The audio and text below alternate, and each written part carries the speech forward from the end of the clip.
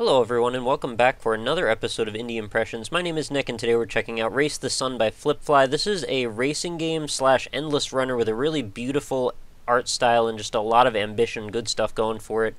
I'm actually not going to make you guys wait on the menu at all today. We're just going to go right in and check it out. The biggest things that we're going to notice here, there's some like Star Fox influences and some really just nice art just in general. It just feels good. It's really fast.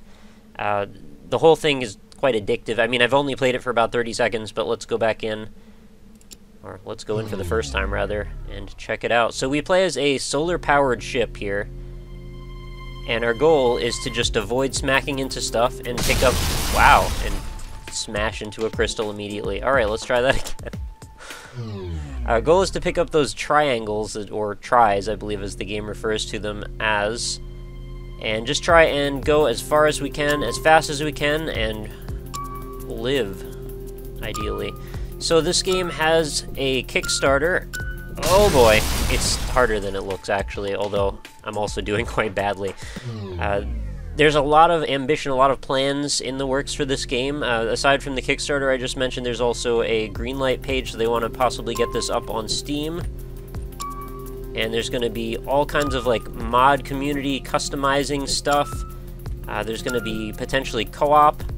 If the Kickstarter does well enough, there may even be an iOS port. Sorry, it's a little hard to say what I'm trying to think of here and also react to this situation because it's going by very fast. And all I'm using to control this is just the arrow keys. So it's very simple to get into, very accessible. And pretty sweet music also in the background, I have to add. I really like the aesthetic of the ship also. It looks like, what is it, a swallow? But it definitely feels like we're a bird flying along the landscape insanely fast. And it's also reminding me, aside from Star Fox, which is the obvious thing, it's also giving me a little bit of a vibe of Space Harrier, if anyone remembers that one. There's also that crazy Nintendo game, 3D World Runner. Oh boy. And then there's that first-person VR section from the Lawnmower Man game on SNES. Oh geez, I don't know what that was, but I had to avoid it. Alright, this is getting kind of crazy and hectic. There are crystals everywhere. Did I mention yet? This is actually procedurally generated. And I believe the way this works is I just need to get enough of these tries to advance to the next level before the sun goes down. I am not doing very well on this one, and I keep finding paths that are not going to lead to any more tries, and that is really our only goal here. Oh man, we're going really slow now. And the power's running out. Aw, see, if I could have gotten to that one, I don't know, maybe something good would have happened. So we got a new level here, level 2. We have unlocked the booster pickup. Touch this pickup to reverse time and extend the daylight. Sweet. Reminds me also a little bit of that iOS game Tiny Wings, because you're also trying to outrace the sun. I saw they were showing a couple of proposed posters for this game for like promotional use, and I thought they were really nice looking. I have to say, like, in general, the art style of pretty much everything I've seen about this game has been really pretty to me. And I like that it starts to integrate other colors, and that there's other directions that it may end up going in later, but at least to start, it feels very unified and just attractive, which is usually a good way to make a first impression. And when the gameplay backs it up, that definitely helps as well, and it does here.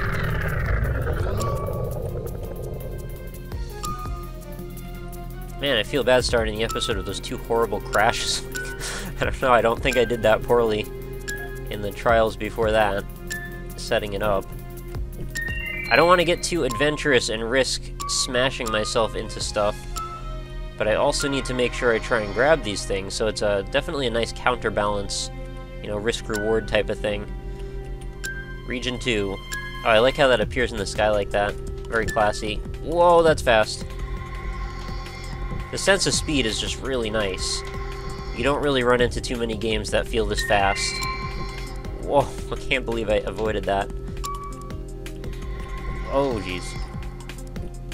Another thing I read on the Kickstarter that sounded really promising is with the mod support and all kinds of community interaction that they hope to do, they want to add these little portals that you can find in the landscape that will actually transport you from the traditional single-player game mode out to some of the modding creations that have been made by the community. So you actually possibly get teleported to an entirely new landscape with, you know, different color scheme, different creations going on in it. There we go. That helps a little bit. Seem to be doing a little better this time.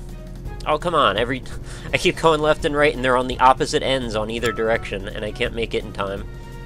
What I need is a way to, like, bank really hard in either direction. Oh, I smashed my wing there. I'm glad it doesn't pull a Star Fox and, like, gimp your wing. I always hated when that happened.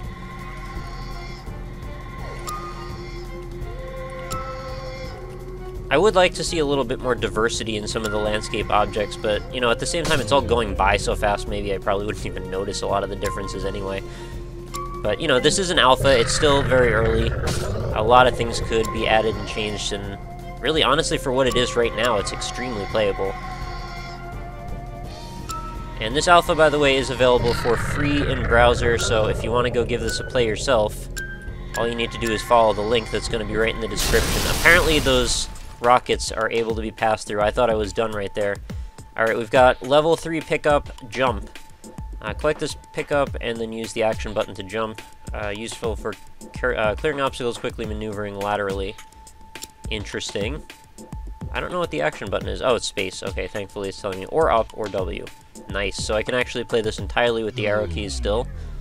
Another big plus. I like games with very simple controls when the gameplay is this accessible. I mean, I could easily see myself sinking in a lot of time just playing this over and over again. As you might know, I get a little bit competitive when it comes to, like, score-driven, arcadey, like, leaderboard-style games. Alright, that's what jump feels like, in case you're wondering. And thankfully, you can still pick up power-ups when you're hovering far above the ground like that. I guess you only get one jump at a time, which is fine. Oh, man. Double tap there. That was not right. But you can't pick up tries, though, so that's a thing.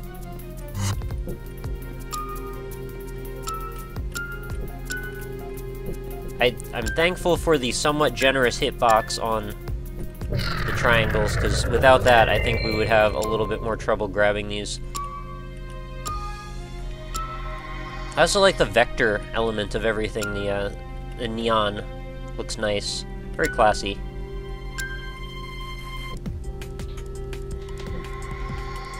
You know, in a way, this almost reminds me of some sort of, like, a graphic design project, like, and I don't mean that in, like, any sort of negative way. I mean, like, it looks very, like, it's trying to push the edge of design.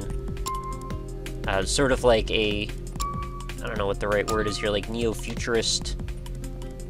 I don't even think that's the right classification, but there is some sort of a style of art that has this feeling to it, and I think it came about quite a bit in, like, the early sci-fi movies, where they were trying to evoke this sense of, like, modernism that they haven't even begun to imagine yet. They're just sort of, like, posturing and postulating at all sorts of different directions that sci-fi could go in. And when I say it like that, it makes it sound like I'm describing this in a, like, a tongue-in-cheek way, but it actually, I have no problem taking this seriously. Most of the time, that art style that I'm referencing usually was a little bit goofy-looking. Or at least it is now. I guess maybe at the time it was made, it wasn't. But in general, I'm trying to pay it a compliment for its design sense, and I think I'm just failing miserably at it. Wow. There's also a thing that I noticed where you could, like, get their app, and then you can, wow, control your ship with your iPhone. I'm not sure if I would want to do that, but that's kind of a cool option. What is this? Oh, I get to register. I'll maybe later. Think so. So we've got these little objectives, if you haven't noticed, and I should probably take a little longer to look at those. That will get us to our next level, which is, again, very tiny wings. If you've played that game, it's basically, you play as this little bird, and you tap on the screen, it's an iOS game, and you tap on the screen to make him take off, and you try and basically line up with these procedurally generated hills in such a manner that you will get the most air possible, but then when you want to come back down, you want to make sure you do it in a graceful way so you don't just completely destroy your momentum. And the goal of that was to get better and better nests by fulfilling all these different little objectives, and I think that's kind of the same style we're going for here. But combine it with the really nice aesthetic, The beautiful full-screen, like, fast-paced gameplay. The vector graphics, everything about it just seems really well polished, especially for an alpha. I even have to say, like, the UI as it is on the PC version, which of course I'm not playing an iOS version now because it doesn't exist, but I could see the scaling really nicely for an iOS version, so I can kind of see how they're designing with that in mind, which is nice to see, you know, it's all considered, and then it won't be so jarring later if that is where they go with it. They mentioned in the mod tools that you'd be able to potentially create entirely new, like, styles of gameplay, like new game types, so I'm very curious to know exactly what that means, but I could easily see myself getting into doing some of that if it's... Wow, okay, that didn't go very well.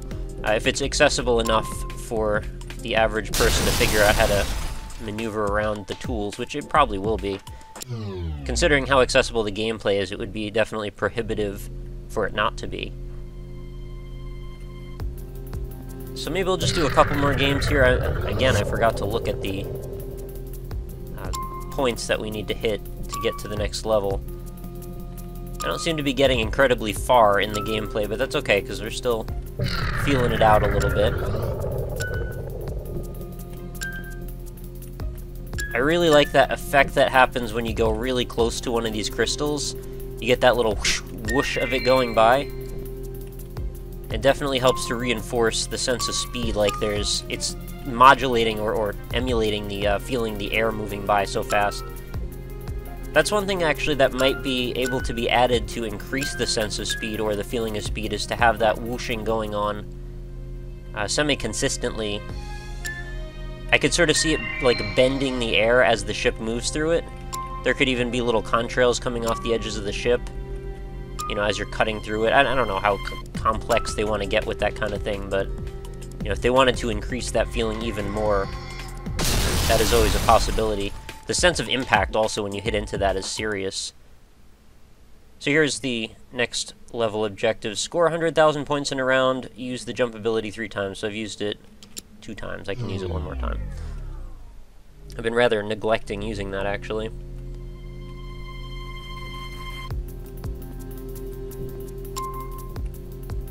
I think from a design perspective, the one thing that I feel like might be missing is it's got such a great, neat, like, monochrome sense of color to it, with the exception of the sun, obviously, being, like, your one highlight or pop of color, and maybe that's the reason that they wanted to keep it so minimalized, is so you can see very quickly what it is that you need to be moving toward. But I almost feel like there could be, like, an even stronger alternate pop of color happening somewhere, and then again, that's just going to probably change as we get further in.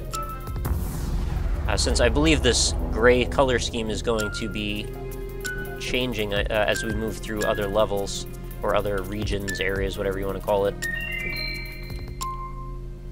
But I see this opportunity for there to be like this really striking like red happening somewhere for some reason. I'm not sure why, it just seems like a really good thing they could do to hit that big moment.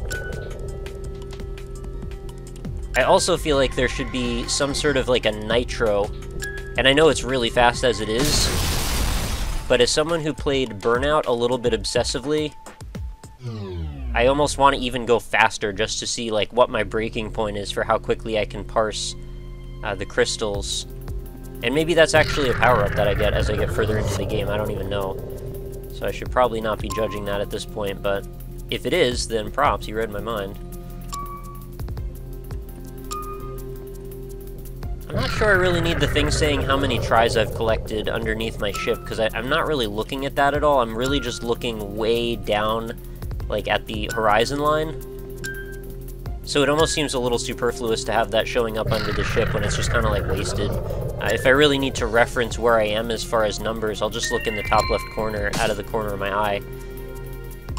Which, honestly, that actually might be a thing. That might be too far away for me to have to look when I need to keep my eyes so on what's going on. Maybe there's a way to integrate the tries, like the counter, into the ship itself, so, like, see how the top of it has those little triangles going down the back part? I could almost see that lighting up as we make progress And then the player doesn't even have to look away from the center of the screen ever, which seems like a perfect opportunity. I think that would be a really nice solution, and if not, like, the main option, at least maybe that could be a separate toggleable thing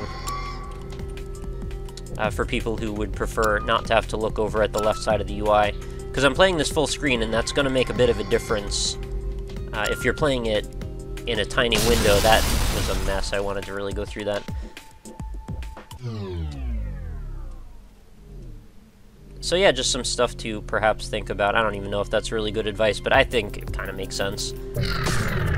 Also, since we're doing the whole Star Fox thing, I'd really like to be able to go fully vertical. That was just horrible.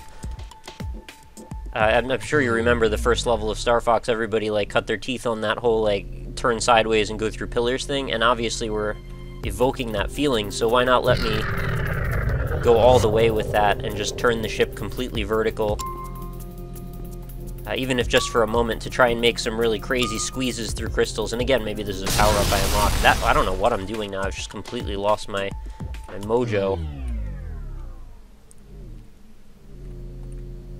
Okay, one more. It's very addictive. I kind of don't want to stop playing this, but I think you've pretty much seen what you need to see to form some sort of a conclusion. And I don't think it would take a genius to realize that I'm pretty hot on this game. I think it's pretty freaking nice. So this is definitely going to be added to my Greenlight collection. And I would appreciate if you guys went over and gave it a vote, because I'd like to see this make it onto Steam. If only for like the leaderboards and like community-driven stuff, I'd really like to see that all integrated nicely and neatly together.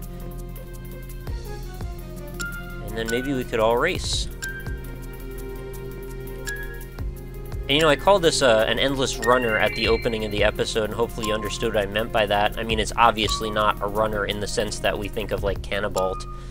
But it does have that addictive, just one more play feeling with an endless, like, how far can you go mechanic. Which is something that usually, for me, it's like you can't really go too wrong with that as long as the gameplay is there to back it up. And in this case, I have no doubts that it is.